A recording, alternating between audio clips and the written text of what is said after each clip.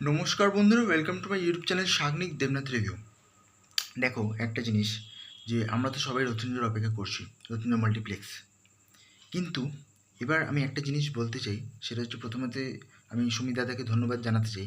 তার থেকে আমি পুরো জিনিসটা ব্যাপারটা পেলাম, অনেকক্ষণ অফলাইন ছিলাম। তো রথীন্দ্রর কিন্তু ডিস্ট্রিক্টের লাইভ টিকিট চলে এসছে 22 তারিখের। সেটা কি তোমাদের সঙ্গে শেয়ার করবো, টিকিট প্রাইস, শো টাইম, সব কিছু। জলি LLB3 2 PM 150 আর 200, 450 PM 250 আর 350।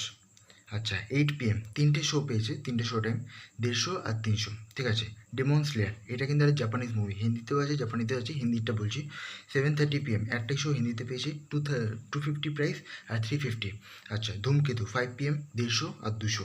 সাইয়ারা 3 PM 150 আর 300। এরা কিন্তু নেটফ্লিক্সে চলে এসেছিলো, পোস্টার দেখতে পাইনি, ভেবেছিলাম যে হয়তো আসবে না, ভালো হলো একদিকে আসছে। আচ্ছা, সেকেন্ড হচ্ছে, অনেকজন আমরা জিজ্ঞেস করেছি দ্য কনজিউরিং আসবে কিনা, তো আসছে, এই মুভিটাই আসছে, দ্য কনজিউরিং। 5:45 PM শোটা, আর টিকিট প্রাইস হচ্ছে 150 আর 300। এইটা হচ্ছে ব্যাপার। আর একটা জিনিস, মহাবতার নরসিমহা আজকে কিন্তু নেটফ্লিক্সে চলে এসছে। তো 7:30 PM এটা একটাই শো পেয়েছে, 150 আর 200। এই হচ্ছে টিকিট প্রাইস। সব থেকে বেশি টিকিট প্রাইস কিন্তু 250 আর 300 ডেমন স্লেয়ার। এটার কিন্তু ডিমান্ড খুবই ভালো আছে। ঠিক আছে।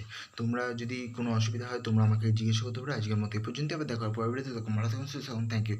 তোমাদের যে সিনেমাটা দেখার ইচ্ছে আবার নতুন করে, সেটার কিন্তু টিকিটটা গিয়ে বুক করে নাও, ডিস্ট্রিক্ট অ্যাপে পাওয়া যাচ্ছে।